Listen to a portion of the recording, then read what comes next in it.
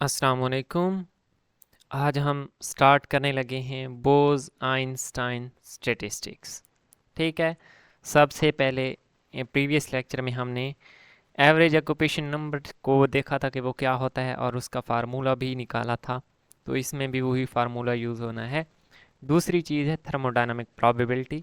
वो हर स्टैटिस्टिक्स के लिए अलहदा होती है, वो भी आज हम इस लेक्चर में कैलकुलेट करेंगे। The thermodynamic probability omega k of a macrostate and of an assembly depends on the particular statistics obeyed by the assembly। ठीक है। यहाँ पे जो कोई भी हमारे पास, ठीक है, असेंबली होती है। असेंबली क्या होती है? उसमें नंबर ऑफ पार्टिकल्स होते हैं। तो हमारे पास क्या है, मैक्रोस्टेट भी और माइक्रोस्टेट भी क्या है, उस असेंबली पे डिपेंड करती है, ना कि डिस्टिंग्विशेबल या इनडिस्टिंग्विशेबल। इस बात को हमने पिछले लेक्चर में डिस्कस किया था। We first considered the Bose Einstein statistics. अब हम क्या है, बोज आइंस्टाइन स्टेटिस्टिक्स को, ये ओमेगा के हमारे पास क्या है, नंबर ऑफ माइक्रोस्टेट्स को शो करता है। और नंबर ऑफ माइक्रोस्टेट्स क्या होती हैं? एक मैक्रो स्टेट के करस्पॉन्डिंग होती हैं, एक मैक्रो स्टेट पे डिपेंड करती हैं। ठीक है। तो बोज आइंस्टाइन स्टैटिस्टिक्स को सबसे पहले हम आज देखेंगे। उसके लिए कुछ कंडीशंस हैं। ये कंडीशंस अगर सेटिस्फाई करती हैं सिस्टम पे, तो वो बोज आइंस्टाइन स्टैटिस्टिक्स को ओबे करता है। The particles are considered indistinguishable. जो पार्टिकल्स होते हैं वो इनडिस्टिंग्विशेबल कंसीडर करने हैं, मीन उसको हम क्लासीफाई नहीं कर सकते, उनको कोई नाम नहीं दे सकते। ये first condition. There is no restriction on the number of particles that can occupy the energy state. अब पार्टिकल्स पे हमारे पास कोई रिस्ट्रिक्शन नहीं है। एक पार्टिकल एक एनर्जी स्टेट पे आए, दो पार्टिकल एक एनर्जी स्टेट पे आए। एनर्जी लेवल की नहीं, मैं एक एनर्जी स्टेट की बात कर रहा हूँ। पिछले लेक्चर में मैंने समझाया था कि एनर्जी स्टेट और एनर्जी लेवल में क्या फ़र्क है। तो अगर जितने भी पार्टिकल्स हैं वो एक एनर्जी स्टेट पे भी हम रख सकते हैं। ठीक है। ये क्या बात हो गई? दूसरा point, energy states are distinguishable. अब यहाँ पे ये चीज़ इम्पॉर्टेंट है कि जो एनर्जी स्टेट्स हैं वो डिस्टिंग्विशेबल होने चाहिए। वो कैसे डिस्टिंग्विशेबल होंगे? मींस वो डिफाइंड होने चाहिए। ठीक है। हम उनको नाम दे सकें कि ये फर्स्ट एनर्जी स्टेट है, ये सेकंड और ये थर्ड। ये एनर्जी स्टेट मैं चलो अगेन बता देता हूँ कि एनर्जी, अगर हमारे पास ये एक एनर्जी लेवल है, तो इसके अंदर हम अगर इसको सब डिवाइड कर दें, इसकी पार्टीशंस कर दें, तो उनको हम क्या है, एनर्जी स्टेट्स कहते हैं। तो ये डिस्टिंग्विशेबल होनी चाहिए। Energy levels must be degenerate. ये पहले पहले लेक्चर में हमने डीजनरेसी को देखा था कि डीजनरेसी हमारे पास क्या होती है। डीजनरेसी हमारे पास होती है कि हर एनर्जी स्टेट में सेम वैल्यू नहीं आनी चाहिए। ठीक है। सेम वैल्यू नहीं आनी चाहिए। ये एक यहाँ पे मैं रफ बताया है, वहाँ पे मैंने क्या है, एक्सप्लेन किया था कि डीजनरेसी हमारे पास क्या होती है विद फार्मूला। वहाँ पे हमारे पास एन जे, एक स्मॉल एन जे के साथ हमने डिनोट किया था, जो कि n x square plus n y square plus n z square के साथ था। ठीक है। तो डीजनरेसी हमारे पास क्या होती है कि अगर हमारे पास एन एक्स की वैल्यू और रखें, एन वाई की और रखें, एन जी की और रखें, हमें एक एनर्जी मिलती है। और हम इसी तरह उन x n x n y n z की वैल्यू को अगेन चेंज कर दें, लेकिन हमें एनर्जी लेवल अगेन वही मिले, तो हम इसको डीजनरेसी कहते हैं। ठीक है। तो वो आप वहाँ पे एग्जांपल देख सकते हैं कि विद एग्जांपल मैंने वहाँ पे समझाया था। It is valid for bosons and it is for integral spin. Boson से आप वाकिफ़ ही होंगे, क्यों ये हमारे पास क्या है, एक पार्टिकल होता है। It is for integral spin. Integral spin का क्या मतलब है कि ये अगर मैं फॉर एग्जांपल स्पिन को किसी चीज़ का नाम दे दूं एक्स, ठीक है, तो इंटीग्रल का क्या मतलब है, ये एन एक्स, ठीक है, मीन्स उसमें कोई फ्रैक्शन इसमें नहीं आ सकती। ठीक है। ये एक रफ सी बात थी जो मैंने यहाँ पे एक रफ तरीके से समझाई है, लेकिन ये इम्पॉर्टेंट पॉइंट है। ठीक है। तो ये पॉइंट्स फॉलो करने हैं अब हमें।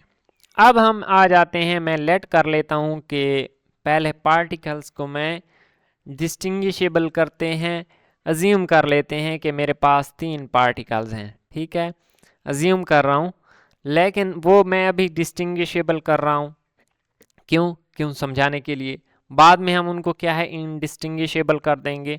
सबसे पहले हम देखते हैं कि अगर हमारे पास एक पार्टिकल हो, ठीक है, मैं इसको विद एग्जांपल समझाना चाह रहा हूँ, ठीक है, मैं इसको,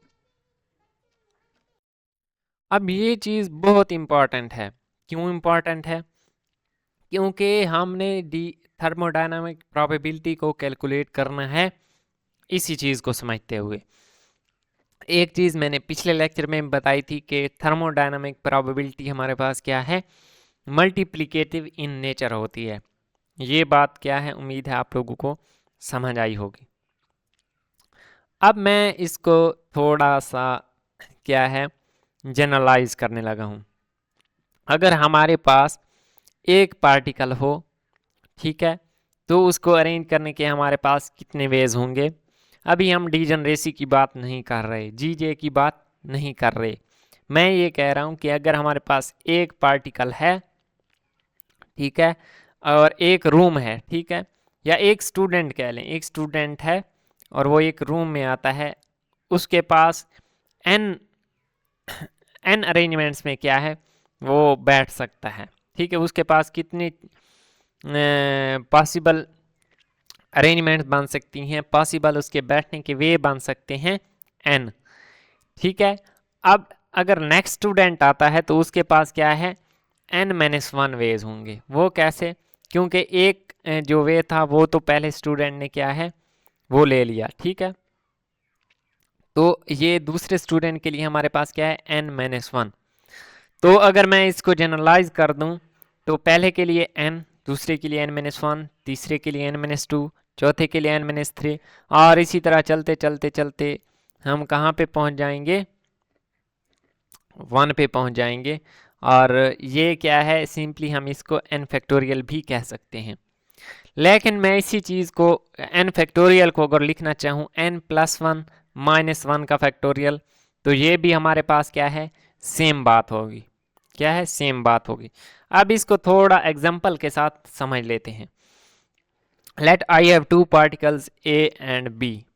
अब अगर मेरे पास 2 पार्टिकल्स हैं तो मैं n की जगह 2 रख दूंगा, +1 -1, 2 का फैक्टोरियल 2 वेज बनने हैं, तो मैं एक मेरे पास क्या है, ये टर्म मैंने क्यों लिखी है, ये डीजनरेसी को शो करने के लिए कि मेरे पास एक ही बॉक्स है या एक ही कमरा है उसको कह लें, और उसके अंदर कोई पार्टीशंस नहीं है, एज अ होल वो एक एनर्जी लेवल है, उसके अंदर कोई एनर्जी स्टेट्स नहीं है, तो 2 फैक्टोरियल वेज बनेंगे, 2 फैक्टोरियल इज इक्वल टू 2, तो मैं इसको लिख सकता हूँ ए बी, और दूसरा बनेगा बी ए। दो स्टूडेंट हैं फॉर एग्जांपल, एक दो चेयर्स पे बैठे हैं, ठीक है, पहले वो एक चेयर पे बैठा है और वो अगर अपनी जगह चेंज कर लें तो वह दूसरा वे बन सकता है, लेकिन हमें पता है कि ए बी और बी ए हम ये बना नहीं सकते, तो इस चीज़ को ख़त्म करने के लिए अभी हम इस फार्मूला में चेंजिंग करेंगे आराम आराम के साथ। अब मैं लेट कर लेता हूँ, मेरे पास 3 पार्टिकल्स हैं ए बी और सी। अगर 3 पार्टिकल्स होंगे तो इसी फार्मूला में n की जगह 3 रख के 3 फैक्टोरियल आ जाएगा, और वो क्या है 6 वेज बन सकते हैं। अब इसके मैंने क्या है 6 वेज बना लिए। अब अगेन यहाँ पे आ जाते हैं, ठीक है, 3 पार्टिकल्स हैं और हमने एक फार्मूला जनरेट किया है कि n+1 -1 का फैक्टोरियल, इतने वेज बन सकते हैं। अब मैं यहाँ पे डीजनरेसी को लेके आ रहा हूँ, क्योंकि वो तो नॉन डीजनरेट था, नॉन डीजनरेट हम ले नहीं सकते। For example an arbitrary energy level J, अब लेवल हम जो एनर्जी का ले रहे हैं वो एक ही है, उस लेवल के अंदर हम क्या है एनर्जी स्टेट्स बना सकते हैं। फॉर एग्जांपल ये मेरे पास एक एनर्जी लेवल है, अब मैंने अगर g j is equal to 2 करना है तो मुझे यहाँ पे एक पार्टीशन कर देनी होगी। Number of partitions are always G J -1, ठीक है, अगर डीजनरेसी इसकी 2 है तो इसकी पार्टीशंस क्या है जी जे -1, ऑलवेज ये फॉलो होगा। यानी मैंने इसकी डीजेनरेसी 2 रखी है, तो इसकी पार्टीशंस क्या बनी है, ये देखें, एक ही उसको मैंने मिड में से एक पार्टीशन दी और डीजेनरेसी इसकी 2 हो गई। अगर मैं इसको अगेन डीजेनरेसी 4 कर देता हूँ तो जी जे 4 - 1 3 पार्टीशंस बनेंगी, जो कि मैंने यहाँ पे ये देखें 1 2 और ये 3, मैंने उनको वर्टिकली पार्टीशंस को शो कर दिया, 1 2 और 3। तो यहाँ पे एक बात हमें ये क्लियर हो गई कि हमारे पास क्या है, जी जे -1 पार्टीशंस बन सकती हैं। अब मैं इसी चीज़ को थोड़ा सा क्या है, जी जे इज इक्वल टू 2, अब हमने क्या है पहले किसके लिए देखा था, हमने एक कोई एनर्जी स्टेट डिफाइन नहीं करवाई थी, पूरे एनर्जी लेवल में पार्टिकल, 2 पार्टिकल्स की बात की थी। अब मैं अगर कहता हूं कि मेरे पास जी जे इज इक्वल टू 2 है, मीन्स यहाँ पे ये वाली वैल्यू मैं 2 कर देता हूं। तो इसके लिए देखते हैं, अब इसके लिए हमारे पास कितनी अरेंजमेंट्स बननी चाहिए, ठीक है, ये हम यहाँ पे इस फार्मूला में पुट करेंगे, 2 + 2 - 1 मीन्स 3 का फैक्टोरियल बननी चाहिए। तो क्या 3 फैक्टोरियल 6 होता है, 2 पार्टिकल्स के लिए क्या 6 वेज बनते हैं या नहीं बनते। अब इसको मैं देखने लगा, ये देखें 1, ये 2, ये 3, ये 4, ये 5 और ये 6। लेकिन इसमें क्या है, अभी हम पार्टिकल डिस्टिंग्विशेबल भी ले रहे हैं और इसमें रेपिटेशन भी आ रही है, ये हमने ख़त्म करनी है। अब मैं अगर 4 अरेंजमेंट्स आई कैन राइट, यहाँ पे क्या है 6 अरेंजमेंट्स, 6 अरेंजमेंट्स बन रही हैं, ठीक है।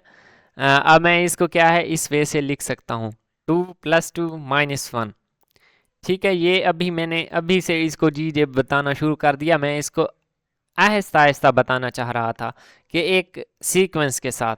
अब अगर मेरे पास 3 पार्टिकल्स हैं, पार्टिकल्स n की जगह मैं 3 कर देता हूँ, जी j is equal to again 2 ही है, तो मेरे पास कितने वेज बनेंगे, 3 + 2 - 1, 4 का फैक्टोरियल, 4 का फैक्टोरियल 4 × 3 × 2 24 बनता है, 24 बनता है। तो यहाँ पे ये देखें इसके 24 वेज मैंने यहाँ पे बना दिए हैं, ठीक है। मुझे अगेन यहाँ पे रिपीट करने की ज़रूरत नहीं है, ABC, ACB, BAC, BCA, CAB, CBA, ये 6 वेज। अब अगर एक पार्टिकल को मैं दूसरी एनर्जी स्टेट पे ले जाऊं और 2 को उसी पे रहने दूं, तब मेरे पास और 6 बनेंगे। अब अगर मैं ऊपर वाली एनर्जी स्टेट पे एक पार्टिकल रखूं, नीचे वाली पे और 6 वेज बनेंगे। अगर मैं इस एनर्जी स्टेट पे कोई पार्टिकल रखूं, इस पे रखूं, और 6 वेज बनेंगे। और ये क्या है 24 वे बनते हैं, फार्मूला के हिसाब से भी 24 वेज ही बनते हैं। अब इसको मैंने क्या है जनरलाइज कर दिया है, इस 2 की जगह मैंने क्या कर दिया है जी जे। लेकिन पार्टिकल्स तो हमारे पास क्या होते हैं, एन जे का फैक्टोरियल हमारे पास क्या है।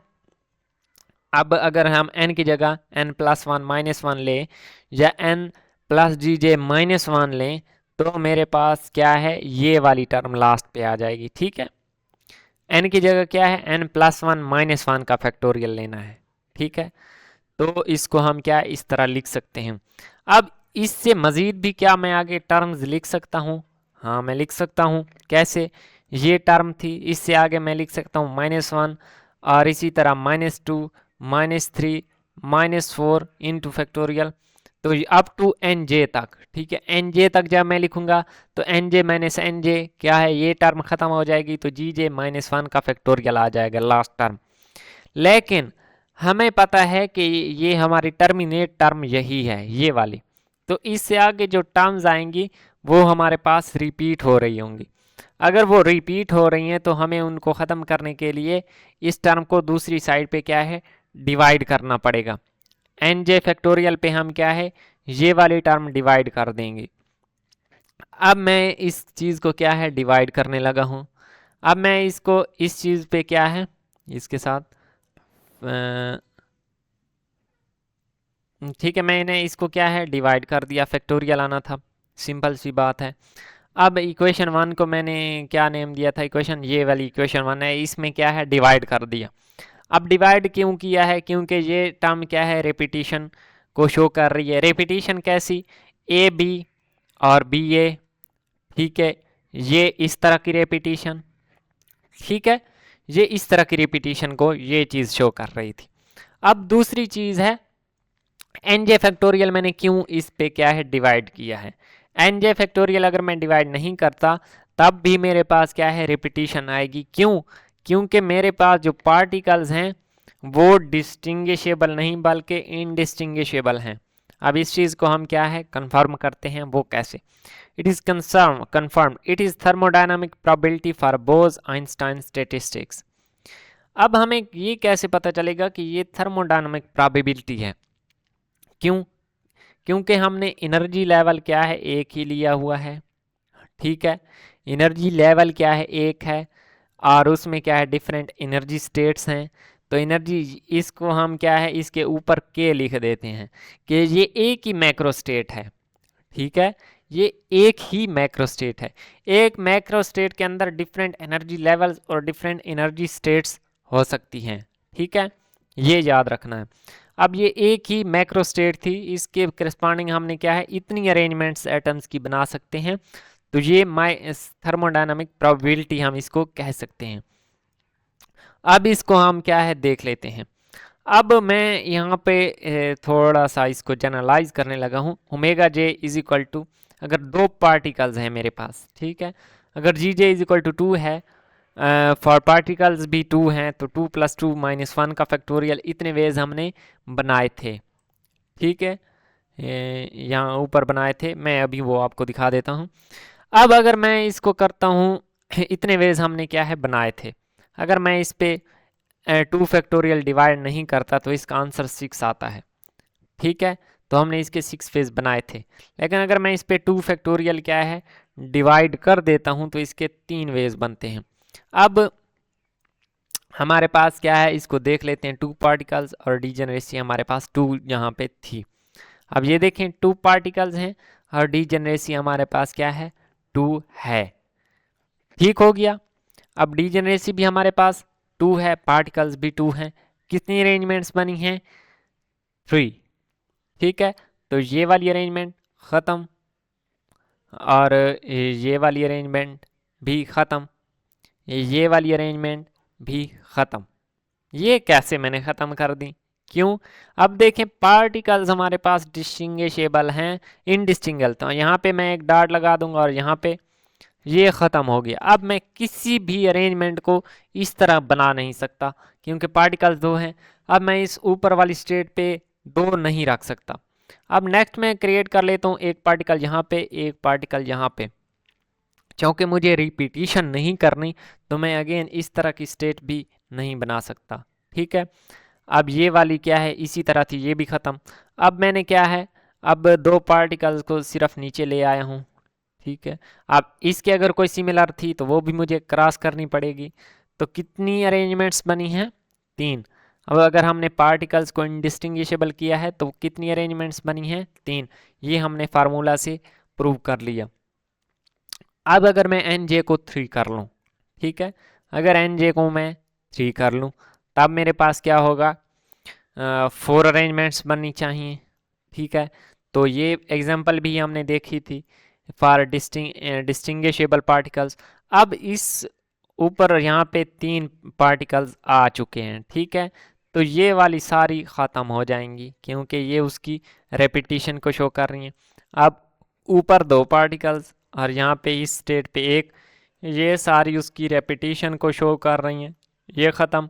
अब ऊपर 1 पार्टिकल और नीचे 2, ठीक है, ये सारी उसकी रेपिटेशन होंगी फॉर इनडिस्टिंग्विशेबल पार्टिकल्स, और ऊपर कोई नहीं और नीचे 3, ये सारी उसकी रेपिटेशन होंगी क्योंकि पार्टिकल्स इनडिस्टिंग्विशेबल होंगे।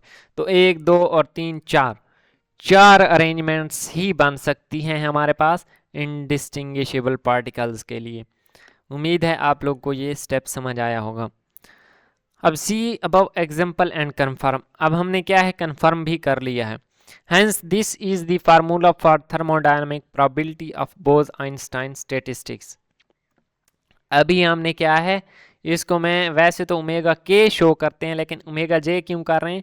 क्योंकि हमने एनर्जी लेवल एक ही लिया हुआ है। एनर्जी लेवल एक ही लिया होगा तो उसकी मैक्रो स्टेट क्या है वही जे होगी, माइक्रो स्टेट भी क्या है उसी एनर्जी लेवल की होगी जिसको हम जे से डिनोट कर देंगे। Let's solve another example for thermodynamic probability of Bose-Einstein statistics. Let Gj is equal to 3 and Nj is equal to 2. अब यहाँ पे एक और एग्जांपल हम सॉल्व करने लगे। अब ये Gj 2 है और Gj 3 है और पार्टिकल्स 2 हैं, इसको फार्मूला में पुट करेंगे, 6 वेज बनते हैं। तो इसको आप बना लेते हैं। पहले मैंने क्या है 2 पार्टिकल्स रखे और आगे वाले 2 बॉक्स, मतलब एनर्जी स्टेट्स कितनी होंगी, Gj इज इक्वल टू 3। मतलब यहाँ पे जो मैंने उस तरह शो किया हुआ था आप लोग को, ये इस तरह Gj -1 पार्टीशन करनी होती हैं, 2 पार्टीशन करनी होंगी, एक ये 2 और ये 3। तो Gj इज इक्वल टू 3, 1 2 और 3 एनर्जी स्टेट्स हैं, इनमें पार्टिकल्स को रखना है। अगर मैं पहले, क्योंकि एक एनर्जी स्टेट पे हमने बाउंड नहीं है, एक से ज़्यादा पार्टिकल्स को भी रख सकते हैं। पहले मैंने 2 रखे, दूसरी 2 में कोई नहीं, फिर पहली में कोई नहीं, दूसरी स्टेट में 2 रख दिए, तीसरी में कोई नहीं, फिर पहली 2 में कोई नहीं, तीसरी पे 2 रख दिए। अब अगर मैं पार्टिकल्स को एक इस पे रख दूं, एक इस पे, ठीक है, एक वे, तीसरे पे कोई नहीं, अब एक मिड में कोई नहीं और एक पहली में कोई नहीं। ये मेरे पास कितने 6 वेज बन गए, ठीक है, 6 वेज बन गए। अगर मैं यहाँ पे पार्टिकल्स हमारे पास क्या होते, डिस्टिंग्विशेबल होते, तो फिर तो हमारे पास क्या है, जैसे हमने पीछे देखा था, बहुत ज़्यादा स्टेट्स बन जाती। तो ये हमने क्या है बोस-आइंस्टाइन स्टैटिस्टिक थर्मोडायनामिक प्रोबेबिलिटी का फार्मूला देखा, और ये याद रखना है, ये बहुत ज़्यादा यूज़ होगा। See below this is exact answer, ठीक है, ये एग्जैक्ट आंसर है। Thermodynamic probability is multiplicative in nature. इसका क्या मतलब है, इसका मतलब है ये तो सारा एक ही एनर्जी लेवल था, ठीक है, हमने एक ही एनर्जी लेवल की ये थर्मोडायनामिक प्रोबेबिलिटी निकाली है। अगर हमारे पास एनर्जी लेवल होते 2, अगर 2 एनर्जी लेवल होंगे, पहले हम एक की थर्मोडायनामिक प्रोबेबिलिटी निकालेंगे, फिर दूसरे की निकालेंगे और उनको आपस में मल्टीप्लाई करके पूरे सिस्टम की थर्मोडायनामिक प्रोबेबिलिटी आएगी। और थर्मोडायनामिक प्रोबेबिलिटी पूरे सिस्टम की हम क्या है इकट्ठी नहीं निकाल सकते, बल्कि एक मैक्रो स्टेट के करस्पॉन्डिंग वो होगी थर्मोडायनामिक प्रोबेबिलिटी, ठीक है। जनरल फार्मूला फॉर ऑल जेज, ये बोस-आइंस्टाइन स्टैटिस्टिक्स को हम क्या है ओमेगा के से शो करते हैं। के क्यों लिखा है, क्योंकि एक ही मैक्रो स्टेट, मैं अगर यहाँ पे एग्जांपल दूं, ये देखें मेरे पास क्या है, ये एनर्जी लेवल की बात मैं कर रहा हूँ, ठीक है, ये डिफरेंट एनर्जी लेवल्स हैं, इसको मैं 1 कह दूं, ये 2, ये 3, ये 4 और ये 5। लेकिन इसकी मैक्रो स्टेट यहाँ पे हमने लिखनी होती है, वो ये सारे एनर्जी स्टेट्स एनर्जी लेवल्स क्या है एक ही मैक्रो स्टेट में आ रहे हैं। तो पहले हम इस एनर्जी लेवल की थर्मोडायनामिक प्रोबेबिलिटी कैलकुलेट करेंगे, देन इसकी, देन इसकी, देन इसकी, देन इसकी। अब इस पूरी मैक्रो स्टेट के करस्पॉन्डिंग हमने अगर थर्मोडायनामिक प्रोबेबिलिटी निकालनी है, तो ईच स्टेट वाली को दूसरे के साथ मल्टीप्लाई करते जाएंगे और लास्ट पे जो आंसर आएगा वो हमारे पास क्या है थर्मोडायनामिक प्रोबेबिलिटी होगी उस मैक्रो स्टेट के अकॉर्डिंग। अब यहाँ पे मैंने एक सिंबल यूज़ किया है, इसको हम क्या है ग्रीक लेटर है कैपिटल पाई प्रोनाउंस करते हैं। ये डिनोट करता है कि इसके आगे जो टर्म है ना, जैसे कि अगर हमारे पास समेशन हो और समेशन मैं कहता था जे है, तो समेशन के आगे जो टर्म्स होती है हमने उसको ऐड करना होता है। इसी तरह अगर कैपिटल पाई आप कहाँ पे देखेंगे, तो इसका मतलब है जो आगे टर्म्स है ना वो हमने मल्टीप्लाई करनी है। फॉर J1 निकाल लेंगे, फॉर J2 थर्मोडायनामिक प्रोबेबिलिटी निकाल लेंगे, फॉर 3 निकालेंगे, फॉर 4 और फॉर 5। और ये निकालने के बाद उनको ये साइन बता रहा है कि उनको मल्टीप्लाई करना है, ठीक है, ये प्रोडक्ट ऑफ सीक्वेंस को शो करता है। अब यहाँ पे हमने क्या है छोटे छोटे देखी कि 4 का फैक्टोरियल, 3 का, 5 का, लेकिन अगर हमारे पास निकालना आ जाए मतलब फॉर एग्जांपल 100 का फैक्टोरियल, 100 का, तो वो हम नहीं निकाल सकते। आप कैलकुलेटर पे भी ट्राई करें, कैलकुलेटर इसका आंसर नहीं देगा, ठीक है। तो इसके लिए हमने स्टर्लिंग अप्रॉक्सीमेशन यूज़ करनी है। मैं इसको कह देता हूँ, कह रहा हूँ खुद से, this is a cool trick to find factorial of large values, ठीक है, कि ये हमारे पास क्या है एक अच्छा बेहतरीन तरीका है लार्ज वैल्यूज़ का फैक्टोरियल फाइंड करने के लिए। ये किसने डेवलप किया था? जेम्स स्टर्लिंग ने। इसी वजह से इसको स्टर्लिंग अप्रॉक्सीमेशन कहते हैं। अब अगर हम 70 का फैक्टोरियल निकालेंगे तो स्टर्लिंग अप्रॉक्सीमेशन को यूज़ करेंगे। स्टर्लिंग अप्रॉक्सीमेशन थी क्या? ये है लिखी हुई कि ln x का factorial is equal to x ln of x minus x। अब ये 70 फैक्टोरियल, ये x की जगह हमने यहाँ पे 70 रिप्लेस कर देना है। सिंपल सा केस है। अब मैंने इसकी जगह 70 रिप्लेस कर दिया, तो अब मैंने इसमें से 70 फैक्टोरियल का आंसर निकालना है। तो ये वाली जो राइट साइड टर्म है, ये तो कैलकुलेटर हमें आंसर दे देता है, इजी है 227। अब मैंने इस नेचुरल लॉग को ख़त्म करना है। अगर मेरे पास लॉग होता है तो मैं उसका एंटी लॉग लेके आंसर निकाल लेता हूँ, लेकिन नेचुरल लॉग के लिए तो हम एंटी नेचुरल लॉग नहीं ले सकते। तो इसके लिए पहले हमें क्या करना पड़ेगा? इसको लॉग में कन्वर्ट करना पड़ेगा। लॉग में कैसे कन्वर्ट करते हैं? हमें पता है कि log of x is equal to natural log of x over natural log of 10। तो यहाँ से नेचुरल लॉग ऑफ एक्स की वैल्यू आ जाएगी लॉग ऑफ एक्स ज़रा लॉग ऑफ 10। ठीक है। अब हमने क्या है, कुछ भी नहीं करना। क्या है? कुछ भी नहीं करना, सिर्फ x की वैल्यू रिप्लेस कर देनी। ln of x is equal to means ln of 70 is equal to क्या करना है? ln of 70 is equal to, अब ln ऑफ x की वैल्यू हमने मीन्स ln ऑफ 70 की वैल्यू हमने 227 निकाली हुई है, ये हमने एक साइड पे लिख दी। और दूसरी साइड पे क्या है? ये वाली चीज़ लिख देंगे और x की जगह सिंपल क्या है? 70 फैक्टोरियल हमने रख देना है। अब ये क्या है? लॉग ऑफ 70 फैक्टोरियल ज़रा log of natural log of 10। तो नेचुरल लॉग ऑफ 10 हमारे पास, इसको दूसरी साइड पे डिवाइड कर देंगे, 2.303 आ जाएगा। अब हमारे पास आंसर आ गया है 98.56। अभी भी मेरे पास ये नेचुरल लॉग में ये लॉग में जवाब है, तो मैं दोनों साइड पे क्या एंटी लॉग ले लूँगा। एंटी लॉग लूँगा तो 70 का फैक्टोरियल मेरे पास आ जाएगा, जिसको मैं लिख सकता हूँ 10 की पावर 98.56। ठीक है। लॉग ख़त्म करने के लिए हम क्या है, एंटी लॉग लेते हैं। एंटी लॉग क्या होता है? 10 की पावर। ठीक है।